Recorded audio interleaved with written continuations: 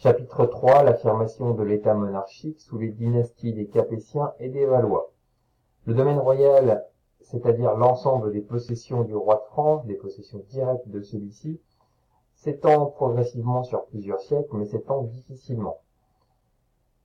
Les deux cartes ici montrent bien au début de la période, c'est-à-dire aux alentours de l'an 1000, que le domaine royal se réduit autour de Paris et d'Orléans, sur des territoires petits, alors que les grands seigneurs du royaume de France possèdent des territoires plus importants, si ce n'est tout autant importants que le roi.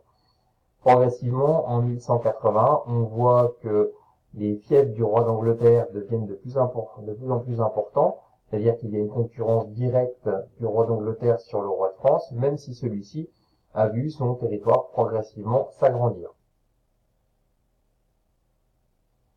En 1223, après la bataille remportée par Philippe Auguste à Bouvines, on note très clairement que les monarques anglais ont été repoussés très loin en dehors de la France, en dehors du duché de Guyenne au sud-ouest, que le domaine royal français s'est considérablement agrandi et que les fiefs tenus par les grands comtes et par les grands-ducs demeurent, même si on a bien l'impression que l'autorité royale s'est agrandie. Enfin, au milieu du XVe siècle ou la fin du XVe siècle, cette fois-ci, le domaine royal s'est considérablement agrandi, occupe une très large partie de la France et les grands-ducs de Bretagne, de Bourgogne sont sur le point de se rattacher progressivement au royaume de France et à l'autorité royale. De telle sorte que on peut observer sur cette carte la possibilité pour le roi de France d'agrandir son royaume de trois façons différentes. Le rattachement par la guerre, c'est le rattachement le plus fréquent pour la Bourgogne, la Guyenne, le Languedoc, la Picardie et la Normandie. Le rattachement par le mariage, c'est le cas notamment du mariage d'Anne de Bretagne en 1498 ou en Champagne en 1361, ou bien encore le rattachement par héritage, c'est le cas notamment du comté de Toulouse qui en 1271 devient possession du roi de France au bénéfice de la mort du comte qui le possédait.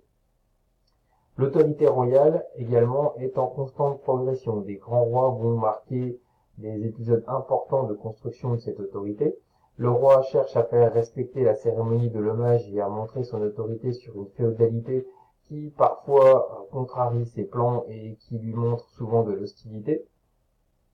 Les grands tournois et les grandes batailles peuvent être l'occasion également d'une affirmation claire et nette de ce pouvoir. C'est le cas, encore une fois, de la grande victoire de Bouvines, remportée par Philippe Auguste, qui montre très clairement sa puissance contre les monarchies voisines, mais également qui permet de marquer du sceau de son autorité la monarchie française. Enfin, les rois de France vont affirmer progressivement leur pouvoir par l'utilisation de symboles royaux, la main de justice, la fleur de lys, ou par des éléments très forts dans lesquels ils vont contribuer à renforcer progressivement cette puissance sur l'ensemble de la noblesse. Une période marque cependant une étape de forte incertitude pour l'affirmation de ce royaume de France, c'est la guerre de Cent Ans, qui s'échelonne de 1337 à 1453.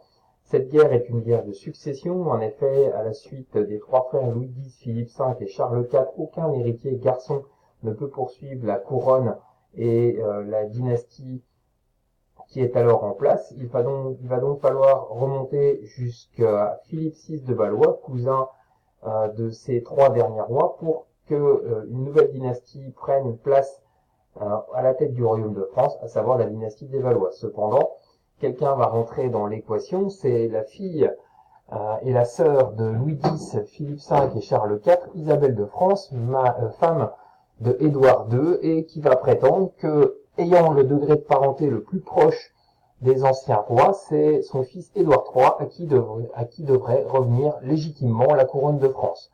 Les juristes vont s'accorder très rapidement pour dire que selon la loi salique, il est impossible qu'une femme puisse transmettre le pouvoir, et c'est donc Philippe VI qui s'installe probablement durablement à ce moment-là à la tête du royaume de France.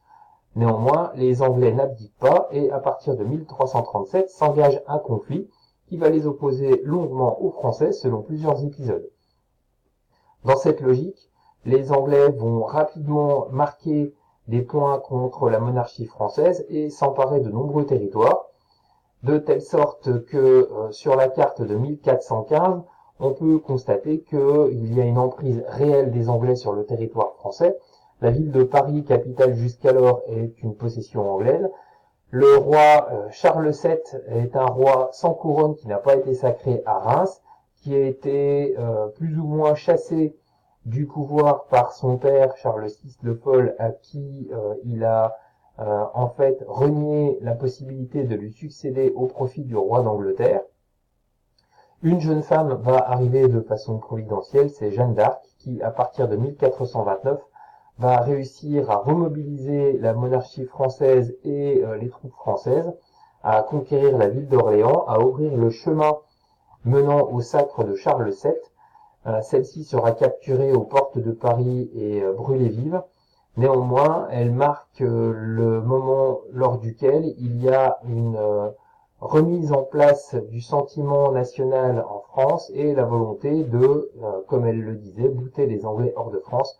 Ce sera chose faite à partir de 1450, car le roi Charles VII réorganise l'armée et relance des taxes favorables à la construction d'une armée stable, et en 1453, les Anglais sont quasiment définitivement chassés du territoire français.